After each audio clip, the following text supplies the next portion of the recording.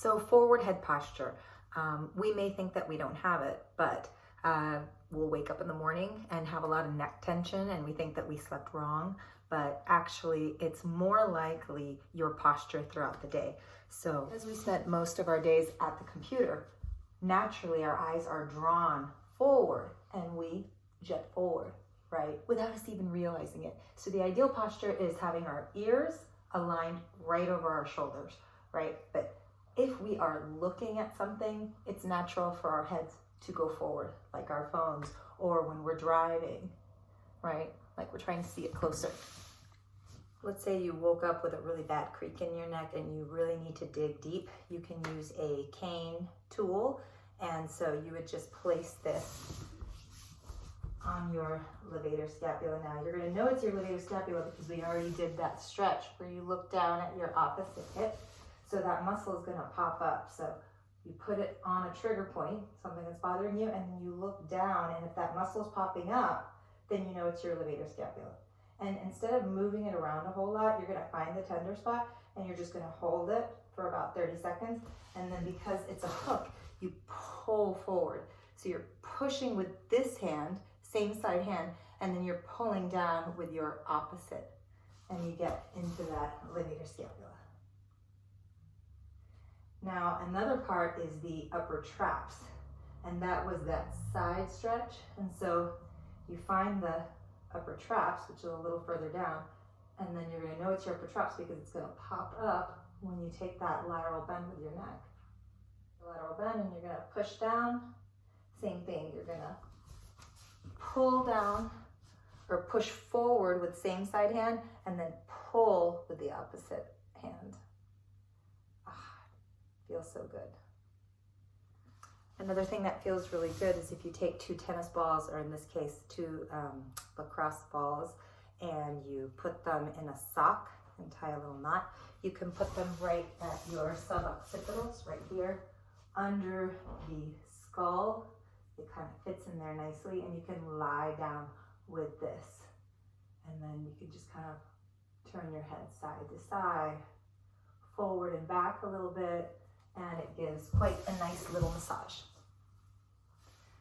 So we're going to be more aware of our posture during the day, especially when we are exercising or when we are at the computer or watching TV or driving.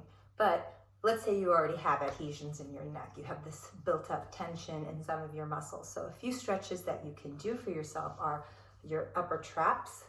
You can grab your opposite ear, come down lateral bend, take your opposite arm and reach it behind your back, and then make sure it's not coming forward. You want to retract that back, and you're going to get a nice stretch in your upper trapezius muscles. That feels really good. And then you also want to stretch a few other muscles in your neck. So your levator scapula, it's back of the head. Grab the back of your head, and then turn down to look at your opposite hip. So this is my right ear. I'm looking down at my left hip, and you're just pushing your head down. Now you can give yourself a little bit of a neuromuscular stretch by pushing back into your hand at first and resisting that pull for about 10 seconds, and then let that pull happen.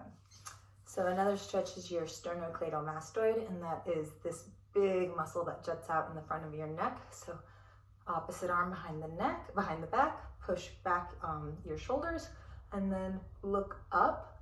So it's a little bit of a rotation, and then you can even give yourself a little massage right there in that tight muscle.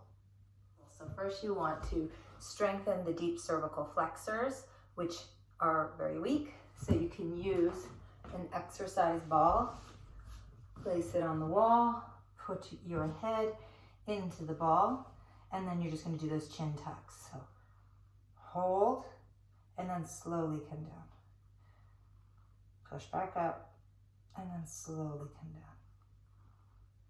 And then you want to do about 10 of these. You can also just do it from your bed. So you're lying down, you just woke up, and then you're just doing a chin tuck, and gravity is your resistance. So when our head comes forward, we are also automatically rounding our shoulders. So you can't really do it without rounding your shoulders. I guess you could do this, but that's just not natural. So you want to work the muscles in your upper back, primarily your rhomboids that pull your shoulder blades together. They retract. So you can grab a resistance band, and then you can just underhand grip, pull apart, and slowly release. And you can do about 10 of those, maybe 2-3 sets of that, depending on how strong your resistance band is. And then you can also overhand grip, pull them at about nipple height. So pull apart and slowly release. And you're going to feel your upper back muscles working. Adaptation. So I like to use the exercise ball. If you have one, I'm going to show you one without the exercise ball. You would grab a broomstick in this case, or you can just use a strap. And I like it because it automatically helps your back go flat. You push your pubic bone into the ball and you squeeze your butt. And then you just lift overhead. And you're really chin tucking. You're being very aware that your shoulders are depressing down your back and that you're tucking your chin in. And you're just working those middle and lower trapezius muscles to draw your shoulders down your back. So you could do that same exercise lying prone on the ground, that you really want to push your pubic bone forward so that your low back is nice and straight. I say that think of a strawberry underneath your belly button, and you don't want to squish it, so you're pulling your belly button in, and then you can just push down to the pubic bone, make a little cave for your strawberry, and lift, and then double chin. You want to pull that chin back in, and this is actually really, really hard. It looks easy, but it's really hard. Push down with your feet, lift your kneecaps. Your legs are very active here. And do about 10 of these, maybe 2 sets, and it's a killer. Last is a scaption exercise. I'm going to show you on your knees. You want to have your ears aligned over your shoulders, over your hips, pull your belly in, and I'm just using light weights because you'll find that it's hard to do these with really heavy weights, and you're just making a V. So you're holding out your arms straight, and because they're straight, you don't need heavy weights, and you're just making a V and coming down slowly for 4 counts. Do about 10, 20 of those, and you'll feel your shoulders pulling back automatically. But how is your posture when you exercise? That's something you have to be thinking about. So for example, if we're doing a pulling posture, maybe you're doing pull-ups, or maybe you're lifting weights, right? So let's say I'm doing a bicep curl. It's really easy to try and help yourself in that curl by bringing your head forward, especially if your weights are too heavy. Another one is in your sit-ups.